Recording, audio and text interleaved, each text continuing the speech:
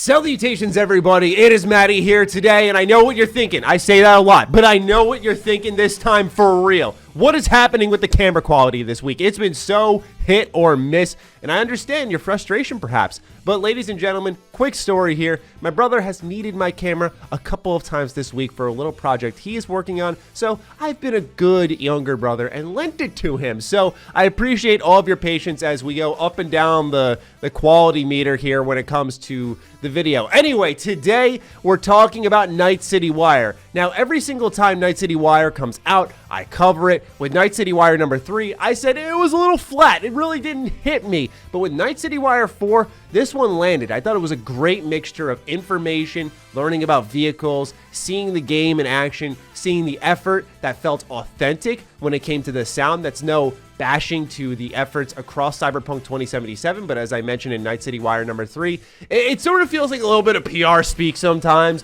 So it was really nice to just see them in there working at everything. And last but certainly not least is styles. So we have a lot to go over here. If you missed Night City Wire, this is the video for you. Or if you just want a place to talk Cyberpunk, get into Cyberpunk. And of course, now let's get into it, starting off with vehicles. So there was a lot to really take in with the newest trailer that was shown during Night City Wire number 4. The first thing I realized was joyriding and causing chaos. I mean, they were riding up like a stair set and running people over. And I know that sounds sadistic. I know that sounds wrong. I know I should just walk out of that door right now and just stop. But I love that. I love that you can do that in this game, right? Like, going crazy when you're bored is fun. It's like GTA. And so I'm happy to see a little bit of that DNA in Cyberpunk. I've made the comparison a couple of times throughout a number of my, small amount of Cyberpunk videos here on the channel. I've mentioned some GTA inspiration, and in that clip there, I saw that, and I was happy to see that. You can also hijack vehicles, but most importantly were the 4 vehicle classes that they went over during Night City Wire number 4. The first was Executive, where they said that there was no expense spared, and it boasts the latest tech. However, there's also Heavy Duty, which were your trucks, your tanks, the type of vehicles you're going to bring on an operation where you got to do some serious damage, or you need to be able to take some serious damage. There's also sport cars, which are powerful engines. They are the quickest cars in the game, and they're most optimal for street racing within Night City. Now, last but not least is hyper cars, which they just defined as really the most expensive cars. These are the most futuristic looking ones, the ones that really hit the nail on the head of when you think of a cyberpunk future. These cars kind of represent that, right? They are the top class of them all. Now, they also did mention that there are nomad cars for the Badlands, but they didn't really put it in its own class of vehicles. So I think it's a type of vehicle, but not in the sense of it being an executive or a sports car. I imagine there are just, say, sports nomad cars or heavy duty nomad cars, and those are best for driving around in the Badlands. So it means that depending on where you are, certain vehicles will fit you getting around. And of course, depending on your mission, like I said, maybe you'll need a heavy duty, maybe you'll need a sports vehicle. You'll have something for everything. So I really like how they broke this down. I thought this was pretty exciting. I don't know why, when I was seeing some of their vehicles in the street racing, I thought of Sleeping Dogs. And I love that game so much, man. And I wish this series would come back, but it just never will. It's long gone, so this is the next best thing. Of course, as we've seen before, you can drive in first and third person. You can summon your car, which is something we also were aware of. It works like Roach in The Witcher. You kind of just call it in, and there Roach comes in out of nowhere, and you're like, okay, it doesn't matter if I was just looking that way and there was a building there, and now suddenly Roach is behind me. He's there. That's great. I've got what I need to go where I need to go. That's what matters. So it's going to work similarly when it comes to Cyberpunk 2077, which I think is good news. Now, here's where I got a little bit puzzled. They do mention how you can own these vehicles. And it's not like, I'm going to bring up Sleeping Dogs again, right? In Sleeping Dogs, you could steal the car and then bring it back to your garage, and it became your car. And it's not the only one that can do it, but it is the first one that comes to mind for me. Now, in this game, they say when exactly you're going to buy cars, a fixer will contact you and say, hey, we've got X, Y, and Z available. Do you want to buy it? There was really no mentioning of if you steal the car and store it somewhere, perhaps, that you'll have the ability to summon that car whenever you want. So that's a little bit interesting. I think perhaps it's because these vehicles are easily attainable. Also, the vehicle count isn't super high. It's great for an open world game. It's at 40 plus vehicles. They mentioned this when they were going over designing the sound for the vehicles, but there are a lot of different cars available, and I wonder if they just made, say, you could steal a hypercar, easy as pie, and just store it in your garage. Would that break some of the balance in the game? I don't know. I'm guessing at this point. It seemed like a little bit of a dodged question, which, you know, is a little bit understandable given the fact that I don't think you can do like the stealing and storing. Now, when it came to the sound for Cyberpunk 2077, they really went all out, and they didn't have to go this far with an open world game. That's the thing, man, is like the car is always your point A to point B. It doesn't need the highest level of detail, especially audio wise, because once again, you're just in there and you're going and then you're out, and most of your time is spent on foot or in missions. But they really went a extra mile when it came to Cyberpunk 2077, especially with how many mics they were lining up on the car. They were sticking mics in the damn engine, dude. They had like 3 under the hood. They had some behind the car.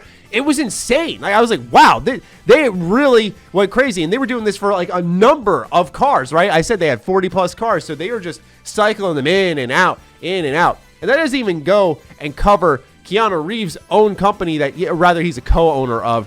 It is a motorcycle company that's also going to be featured inside Cyberpunk 2077. It's called Arc, or Arch. Arch? Arc? I don't know, sorry. Anyway, his own motorcycle company is going to be in Cyberpunk 2077. So all of the sounds for these games were recorded on racetracks with mics everywhere, and they really went all out for it. They also announced a team up with Porsche, that there will be the Porsche 911 for Johnny Silverhand as his own vehicle. So yeah, a lot of interesting under the hood. Oh god, that was gross. Enough interest. Now that pun was so gross, I forgot how to talk. There was a lot of interesting information surrounding not just vehicles and what you could drive, but how they did it. So I want to go ahead and put that up front. Next, however, is styles, what you're going to be wearing, what the people of Night City are going to be wearing. Now, I thought that this was a little bit misleading, I'll be honest, because I know style and style rating and all that stuff plays a factor in the equipment your character would be wearing. Now, they didn't show any of that, but they kind of went into the social classes, so to say, of Cyberpunk 2077 and who would be wearing what. So there are 4 styles. There's kitsch, entropism, neo-militarism, and neo-kitsch. Kitsch is neon hair, illuminated tattoos, chrome, and the function of your body comes second. It's all about looks.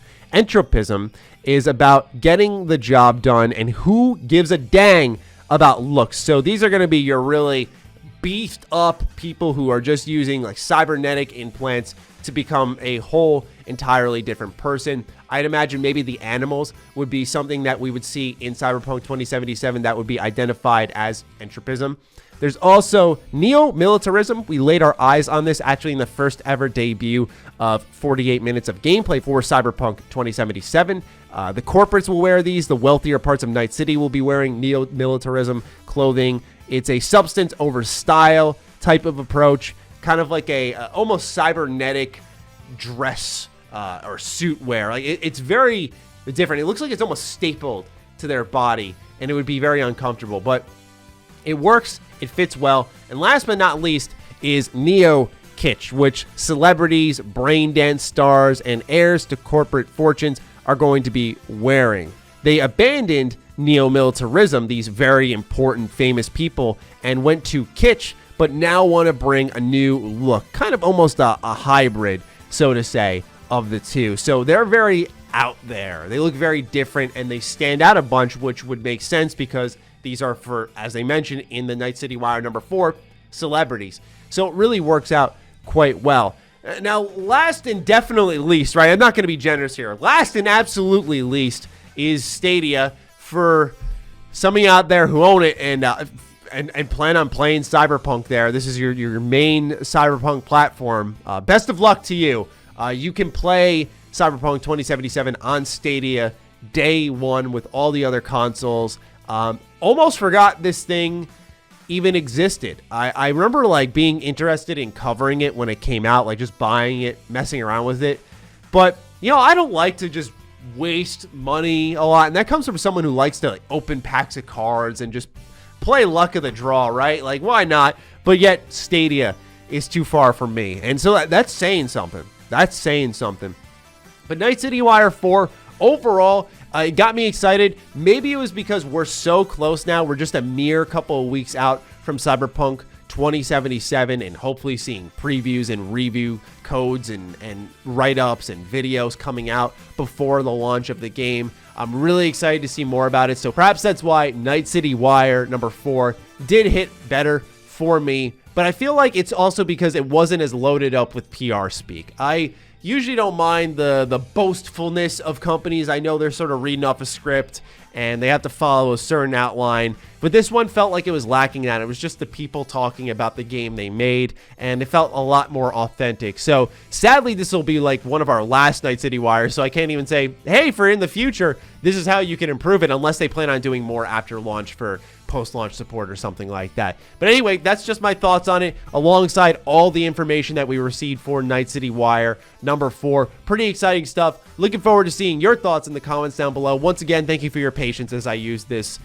this old webcam. Thank you guys so much for supporting me. Maybe one day we'll have 2 cameras. That would be kind of cool. So with that, ladies and gentlemen, I leave it in your capable hands. Let me know what you're thinking in the comments down below. Other than that, follow me on Twitter, follow me on Instagram. Those links are in the description down below. Big thank you to all of the patrons, all of the members who continue to push the limits of this channel. I appreciate each and every single one of you, and I'll talk with you soon. Stay sexy, stay active. I love you all. Peace.